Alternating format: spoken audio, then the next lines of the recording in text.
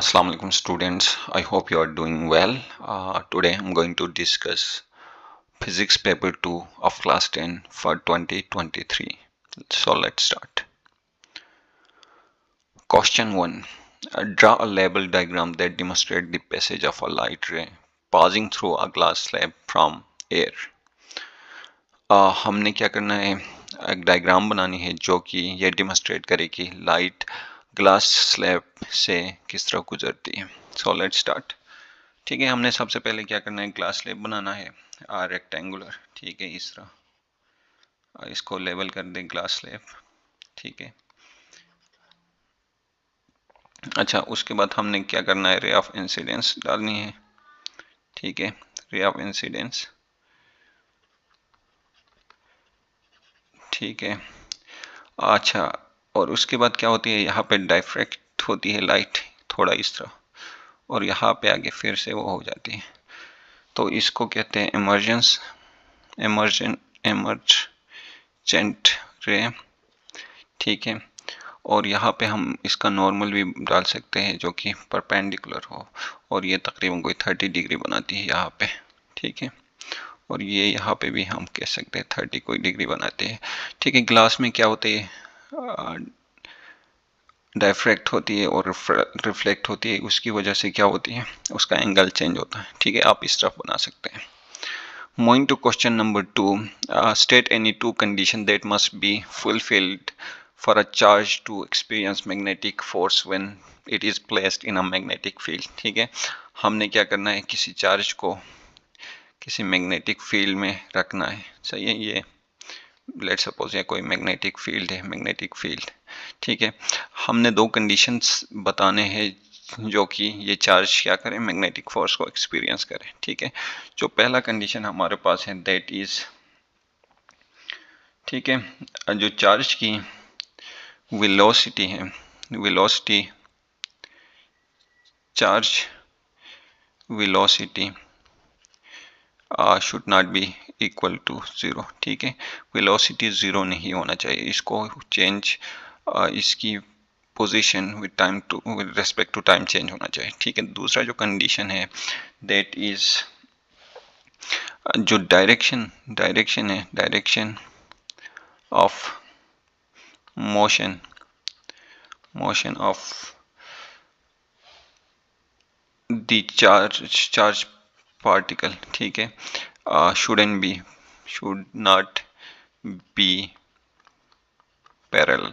ठीक है, इसका मतलब है कि जो एंगल बन रहा है चार्ज पार्टिकल और फील्ड में वो 0 या theta is not equal to 180 degree. ठीक है, दो ये कंडीशन हो गए. पहला है चार्ज की वेलोसिटी 0 नहीं होना चाहिए, और दूसरा कंडीशन ये है कि direction of the motion of charge particle should not be parallel. Angles जो होंगे 0 और 180 डिग्री नहीं होना चाहिए. Question 3 part B, state any one factor which cause the magnetic force to vary in terms of charge particle. ठीक है, इसका हमें पता है कि जो मैग्नेटिक फोर्स है that is directly proportional to velocity. जितना ज़्यादा किसी पार्टिकल का वेलोसिटी ज़्यादा होगा उतना ज़्यादा उसकी क्या होगी, स्पीड चार्ज ज़्यादा होगी, या वेलोसिटी कह सकते हैं या स्पीड कह सकते हैं. ठीक है, डायरेक्टली प्रोपोर्शनल टू स्पीड. अच्छा जी, moving to question number 3 which says explain any two uses of electron gun as a source of electron beam. ठीक है, हमने क्या करना है, यूजेस बताने हैं इलेक्ट्रॉन बीम की. ठीक है, सबसे पहले हमारे पास जो यूज होता है, ठीक है, कैथोड रेज. ठीक है, कैथोड रेज ट्यूब्स में हम इसको यूज करते हैं. ठीक है, जो कि टीवी वगैरह में यूज होता है. सही है, और दूसरा इसका यूज है that is in electron microscope. ठीक है, माइक्रोस्कोप उसमें क्या होती है, इमेज रेजोल्यूशन में यूज होती है, इमेज रेजोल्यूशन. ठीक है, इसमें फोकस बीम यूज होते हैं इलेक्ट्रॉन के, तो उससे इमेज की रेजोल्यूशन में इंक्रीज आती है. ठीक है, question number 4 is right any two uses of email. ठीक है, ईमेल की क्या यूजेस हैं? एक तो हम किसके लिए यूज़ कर सकते हैं? कम्युनिकेशन के लिए यूज़ कर सकते हैं, कम्युनिकेशन। ठीक है, इसके थ्रू हम क्या करते हैं? फास्ट रिलायबल, ठीक है, exchange of messages, any message, exchange of messages. ठीक है, और ये पूरा ग्लोबली कर सकते हैं, ये भी आप लिख लें, fast reliable exchange of messages globally. ठीक है, और जो दूसरा इसका यूज़ है वो हम कह सकते हैं डॉक्यूमेंट शेयरिंग। ठीक है, जो डॉक्यूमेंट्स होते हैं, डॉक्यूमेंट्स को हम शेयर करते हैं, शेयरिंग, पीडीएफ फाइल्स होंगे, पीपीटी होंगे, पीपीटी पीडीएफ, ठीक है, वीडियोस वगैरह होंगे, हम क्या कर सकते हैं? अटैच करके। क्वेश्चन 5 है, is it possible that fusion between two small nuclei occurred without a collision at extreme high energy? Justify your answer in 3 points. Yes, आप लिख सकते हैं इसमें yes, fusion can occur without direct collision. ठीक है, सबसे पहले हमने करना क्या है? हम कहेंगे कि yes, यहाँ पे let me write down. ठीक है, हम सबसे पहले कहेंगे कि yes, fusion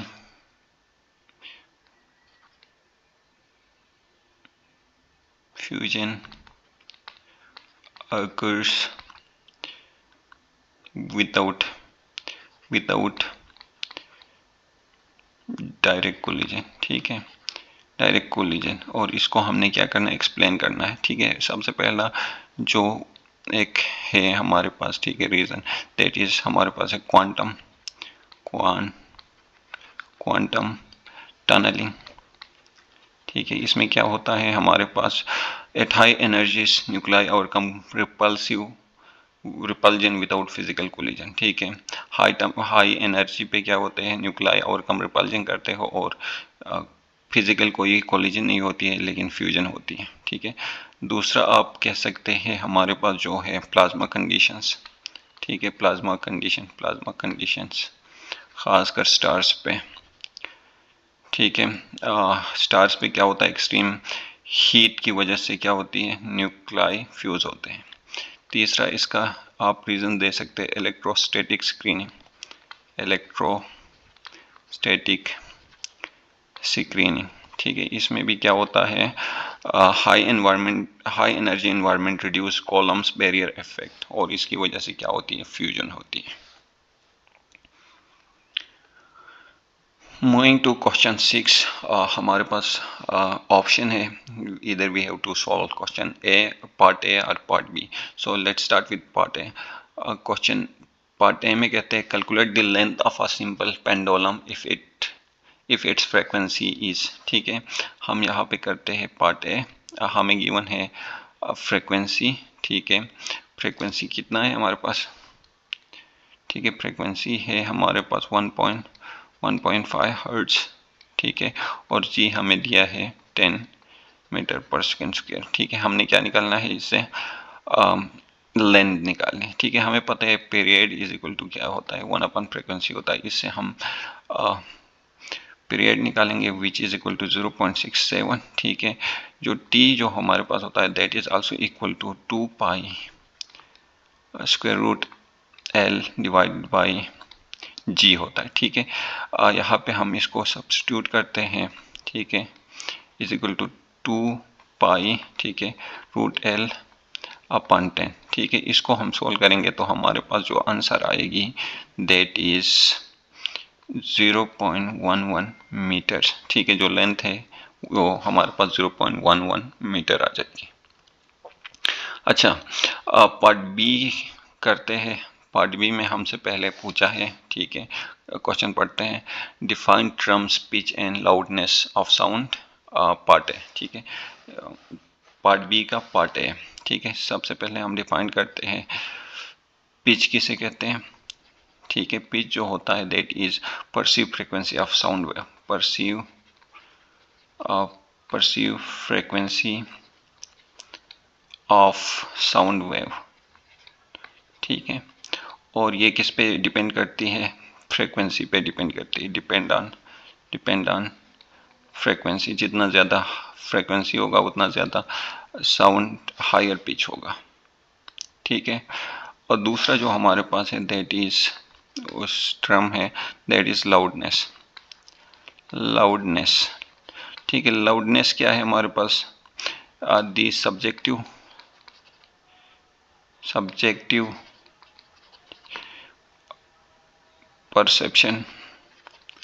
perception of sound intensity, ठीक है, साउंड इंटेंसिटी, ठीक है।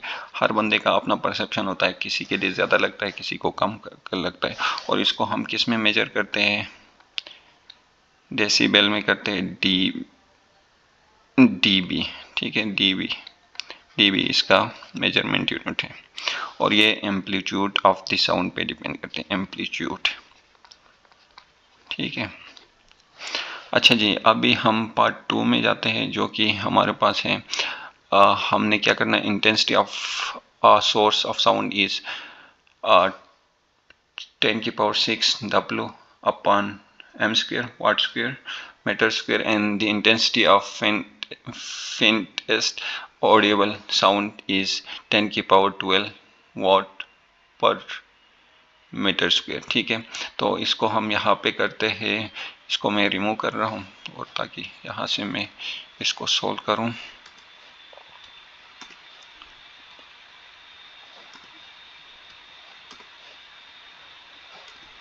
अच्छा जी, हमारे पास जो डेटा है, ठीक है, इंटेंसिटी हमारे पास है, ये पार्ट बी है, इंटेंसिटी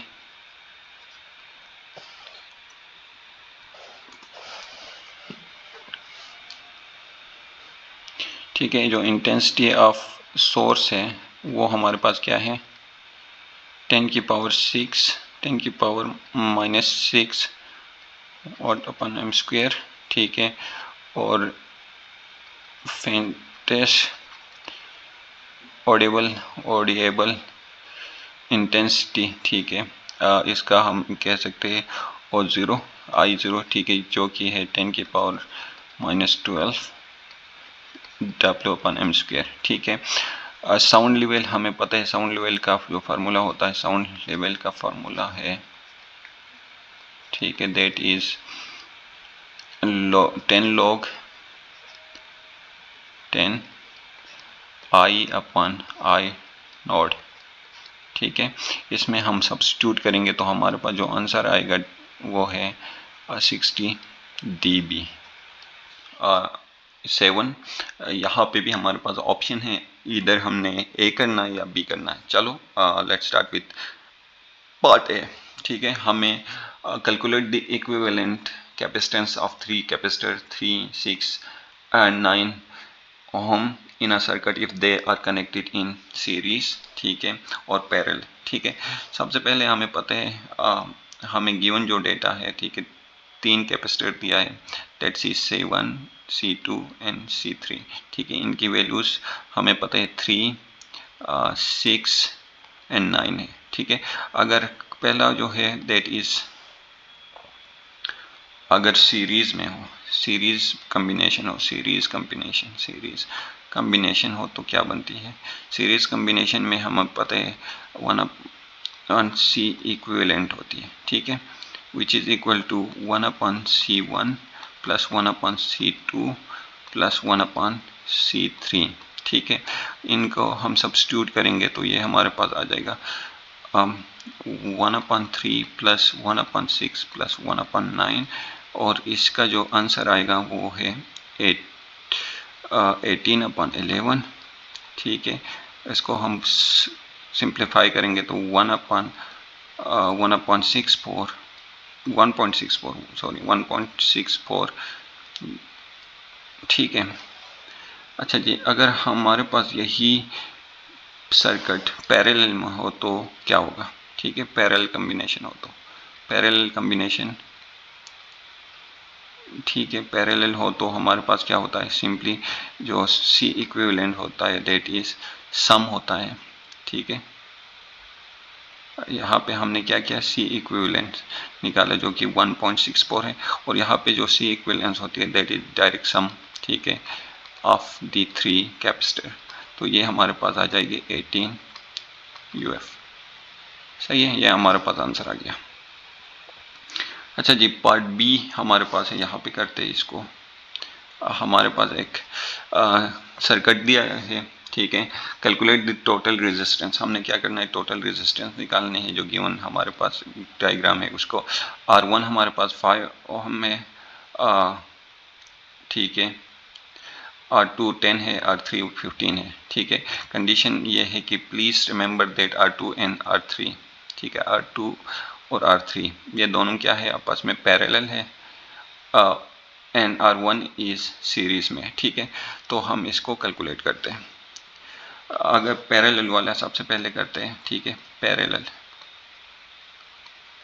पैरेलल वाले सबसे पहले करते हैं, तो 1/R, ठीक है, पैरेलल का जो होगा दैट इज 1/R1, नहीं R2 प्लस R3, ठीक है, 1/R3, ठीक है। इनको हम सिंप्लीफाई करेंगे तो हमारे पास आ जाएगी 6 ओहम, ठीक है। और जो हमारे पास सीरीज कॉम्बिनेशन जो है, ठीक है, पार्ट दूसरा जो है हमारे पास सीरीज कॉम्बिनेशन है, सीरीज कॉम्बिनेशन, ठीक है, विच इज इक्वल टू क्या होगा, आर टोटल कह सकते हैं हम, ठीक है, which is equal to R1 plus R parallel जो कि हमने पहले निकाला है, ठीक है। इन दोनों को सम करेंगे तो हमारे पास आ जाएगी 5 + 6 which is equal to 11 ohm, ठीक है।